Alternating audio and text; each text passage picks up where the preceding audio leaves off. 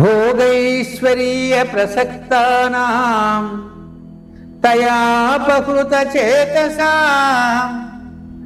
వ్యవసాయాత్మికా బుద్ధి సమాధౌ న విధీయతే. భోగ ఐశ్వర్య ప్రసక్తానాం, ఐశ్వర్యం కొరకు, వాటి వల్ల వచ్చే భోగాల కొరకు, సుఖాల కొరకు ఆశించేవారు, వాటి కోసం ప్రయత్నం చేసేవారు, వాటి కోసము దీర్ఘమైనటువంటి శ్రమ చేసేవారు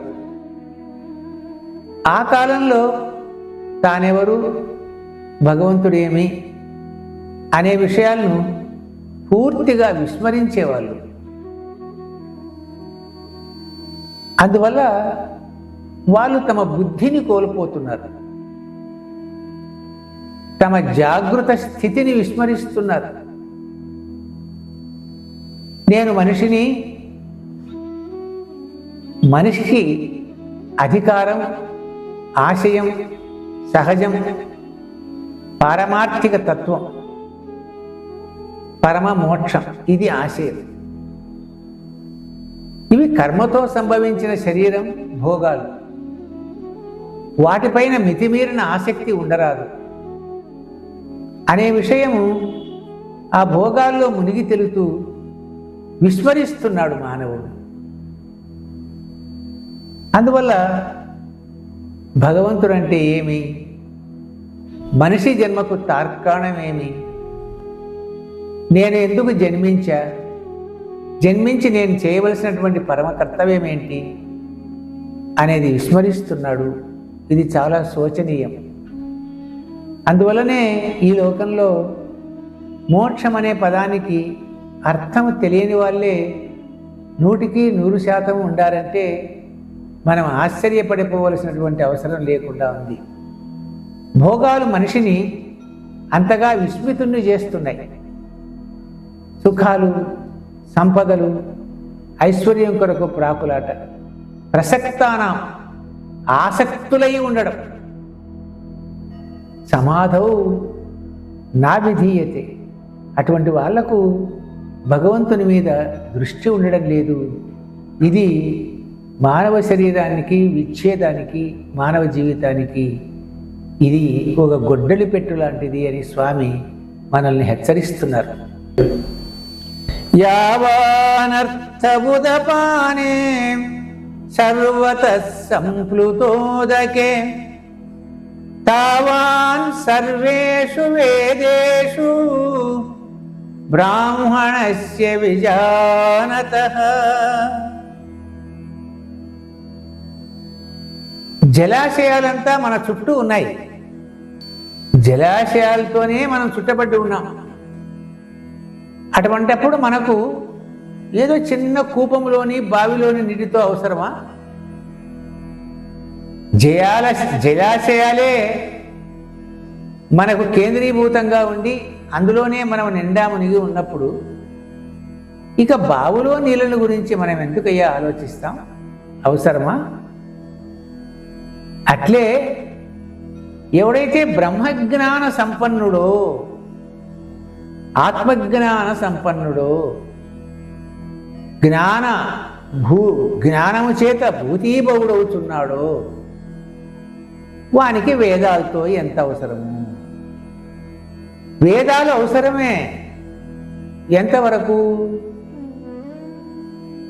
మన మనసులో మార్పు వచ్చేంత వరకు, సాంసారిక సుఖాల్లో నుంచి తెగింపు వచ్చేంత వరకు, భగవత్తత్వం తెలుసుకునేంత వరకు, ఆత్మజ్ఞానం అంటే ఏంటో పరిచయం అయ్యేంత వరకు వేదాలు అవసరమే. ఒక మాట అనుకుందాం, ఆకులు రావాలా, పిందెలు రావాలా, అప్పుడే కాయలు కాస్తాయి. కాయలు కాసిన తర్వాత ఆకులు పిందెలు ఉండవు కదా, అవి ఊడిపోతాయి కదా, రాలిపోతాయి కదా. కాబట్టి ఆకులు అవసరం ఎంతవరకు? కాయలు వచ్చేంతవరకే. కాయలు వచ్చినాక ఆకులు ఎందుకుంటాయి? పిల్లలు నడవడానికి చిన్న బండి అవసరం. నడక వచ్చినా కూడా అవసరమా?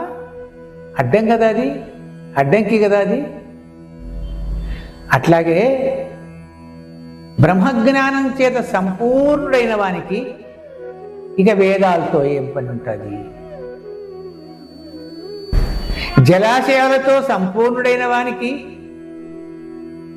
నీటి తటాకముల చేత, బావుల చేత, నీటి గుంతల చేత ప్రయోజనం ఏంటి? అందువల్ల వేదాల యొక్క అవకాశం అవసరం. ఒక మనిషి బ్రహ్మజ్ఞాన సంపన్నుడయ్యేంత వరకు, తర్వాత కూడా వాళ్ళని పట్టుకొని వేలాడడంలో అర్థం లేదు. చిన్నప్పుడు నడిచినాం కదా అని అదే బండిని పట్టుకొని మనం పెద్దగైనాక నడుస్తామా? అది ఆటంకి కదా. కర్మణ్యేవాధికారస్తే మా ఫలేషు కదాచన మా కర్మ ఫలహేతుర్భోః మాతే సంగోస్త్వకర్మణి మాతే సంగ అస్తు అకర్మణి. మన గురించి చెప్పేటప్పుడు ఏ ప్రవచకుడైనా తప్పకుండా ఈ శ్లోకాన్ని చెప్పడం తప్పకుండా అవసరమవుతుంది. కర్మలు చేయుట యందు మాత్రమే నీకు అధికారము కలదయ్యా. నేను ఫలానా కర్మ చేశాను, నేను ఈ పని చేశాను, నాకు ఈ ఫలితం రావాలా అని కోరుకోవడంలో అర్థం లేదు. నువ్వు చేసిన పనికి నీ కర్మలో గత జన్మ సంస్కారం వల్ల వచ్చినటువంటి, సంచిత కర్మలో నుండి వచ్చినటువంటి ఈ ప్రారబ్ధ శరీరంలో ఏ కర్మకు ఎంత ఫలితం దక్కాలో ఆ ఫలితం దాని ప్రకారం వస్తుందే తప్ప నేను ఇంత కర్మ చేశాను, ఇంత పని చేశాను కాబట్టి నాకు తప్పకుండా ఇంత ఫలితమే రావాలా అని అంచనా వేసుకోవడం కుదరదు. నువ్వు ఎంత పెద్ద కర్మ చేసినా ఫలితం మాత్రం నువ్వు చేసిన కర్మను బట్టి ఉండదయ్యా. నీ ప్రారబ్ధంలో ఉన్నటువంటి కర్మశేషం ఏంటో దాని ప్రకారమే నీకు లబ్ధమవుతుంది. అందువల్ల ఈ కర్మ నేను చేయవలసిందే, ఈ కర్మకు నేనే కారణం అనే సంఘబుద్ధి, ఆ కర్మతో నాకు సంబంధం ఉంది, నేనే చేశాను, ఎవరైనా చేసి ఉండేవాళ్ళు కాదేమో అన్న భావం వద్దు.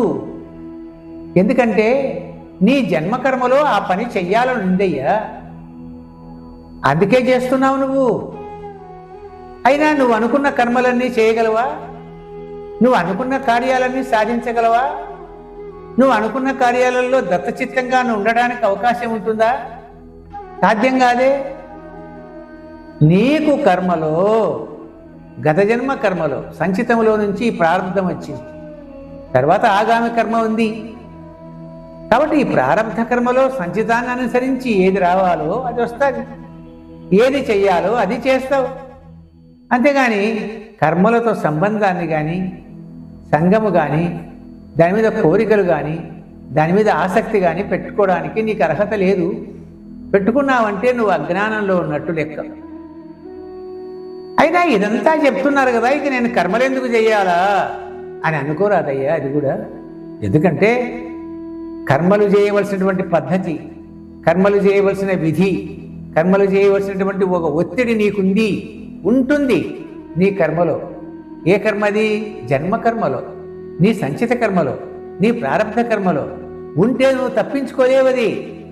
కాబట్టి నువ్వు చేసే తీరుతావు. అర్జునుడిని, కృష్ణుడిని అడ్డవుతాడు, నాకు నేను యుద్ధం చెయ్యను అని అంటాడు.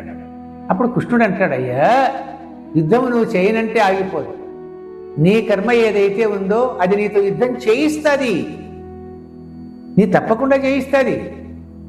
నువ్వు నామమాత్రమే, నిమిత్త మాత్రం భవ సవ్యసాచి. కృష్ణుడు అంటాడు, నువ్వు నిమిత్త మాత్రమయ్యా, కర్మదే ముఖ్య పాత్ర. నీ జన్మకర్మలో ఏముందో అది చేయిస్తుంది నిన్ను. కాబట్టి నేను ఈ కర్మ చెయ్యను అని భీష్మించుకొని కూర్చుంటే కుదరదు. అర్జునుడు అట్నే కూర్చున్నాడు కదా, రథంలో కిందికి వచ్చి కూర్చున్నాడు కదా, నా చేత కాదన్నాడు కదా, తల వంచుకున్నాడు కదా. అయినా సరే కర్మ అతనితో చేయించింది, యుద్ధం చేయించింది 18 రోజుల పాటు. కాబట్టి ఏది కూడా నీ ఒక్క క్షణం కూడా మనిషి తన ఇష్ట ప్రకారం నడుచుకోవడానికి వీల్లేదు. ప్రతి క్షణము కర్మ నీ వెంట ఉంది, నిన్ను పనులు చేయిస్తూ ఉంది. దానికి తగిన ఫలితం ఏంటో, అది సత్ఫలితమా, దుష్ఫలితమా, సమఫలితమా, అతి ఫలితమా, అధిక ఫలితమా, అల్పమా, స్వల్పమా అనేది కర్మలో ఉంది. ఆ కర్మ శాసించి నీకు తప్పకుండా ఫలితాన్ని అందిస్తుంది. అందువల్ల నీ కర్మలు నువ్వు చేసుకుంటూ పోయా, ఫలితాన్ని గురించి నీకెందుకు ఆసక్తి, ఫలితాన్ని గురించి నీకెందుకు ఆలోచన. నేను కర్మలు చెయ్యను అని భీష్మించుకొని కూర్చోవడం కూడా తప్పు. తప్పకుండా నేను చేయాల్సి వస్తుంది. కాబట్టి నిమిత్త మాత్రంగా నీ కర్మలు నువ్వు చేసుకుంటా పో. ఆ తర్వాత కర్మ ఏది ఇస్తాదో దాన్ని సంతోషంగా స్వీకరించు. ప్రవచనకర్త గురూజీ రామశేషయ్య గారి మధుర స్వరంతో భగవద్గీత శ్లోకాలు మీకోసం మన ధర్మ ఛానల్లో. వెంటనే సబ్స్క్రైబ్ చేసుకోండి మా ఛానల్ను. మరెన్నో శ్లోకాల కోసం లైక్ కొట్టండి, షేర్ చేయండి.